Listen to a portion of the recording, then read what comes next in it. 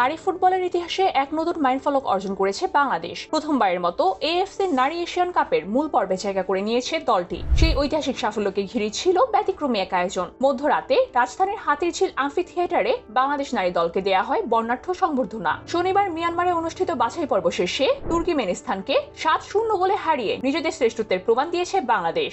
যদিও এর আগের দিনই মূল পর্বে খেলার টিকিট নিশ্চিত হয়ে যায় আদিফা ঋতুপর্ণাদের, আর সেই আনন্দকে দেশের মানুষের সঙ্গে ভাগাভাগি করে নিতে ছিলই বিশেষ আয়োজন। রবিবার দিবাগত রাত প্রায় 2টা বাজে জাতীয় দলের সদস্যরা মিয়ানমার থেকে থাইল্যান্ড হয়ে ঢাকায় এসে পৌঁছায়। এরপর বিমানবন্দর থেকে সরাসরি সংবর্ধনা স্থলে চলে যান তারা। রাত 3:15 হাতিরঝিলে দলটি পৌঁছালে বাফুফের নির্বাহী কমিটির সদস্যরা ফুলের শুভেচ্ছা ও করতালির মাধ্যমে বরণ করে নেয় তাদেরকে। এই অনুষ্ঠানে উপস্থিত ছিলেন সংস্কৃতি বিষয়ক উপদেষ্টা মোস্তফা সারোয়ার ফারুকী, সাবেক অধিনায়ক আমিনুল হক, উত্তর সিটি কর্পোরেশনের প্রশাসক মোহাম্মদ এজাজ, বাফুফের সভাপতি অবিদ আওয়াল, কোচ পিটার বাটলার সহ আরো অনেকেই। এ সময় বক্তব্য রাখেন দলের অধিনায়ক আরিফা খন্দকার ও ফরওয়ার্ডার ঋতুপর্ণা চাকমাও। তারা দেশের মানুষ ও বাফুফের প্রতি কৃতজ্ঞতা জানান এবং আগামী চ্যালেঞ্জকে মোকাবেলার জন্য সবার কাছে দোয়া কামনা করেন। মধ্যরাতে সংবর্ধনা দেওয়ার কারণ জানিয়ে আয়োজকরা বলেন, সোমবার ভোরে ঋতুপর্ণা ও মনিকা চাকমাদেরকে ভুটানের উদ্দেশ্যে রওনা হতে হবে, আর 2 দিন পর আরো 3 জন খেলোয়াড় দেশের বাইরে চলে যাবেন। তাই পুরো দলকে একত্রে সংবর্ধনা জানাতেই এই তড়িঘড়ি করে সিদ্ধান্ত নেওয়া।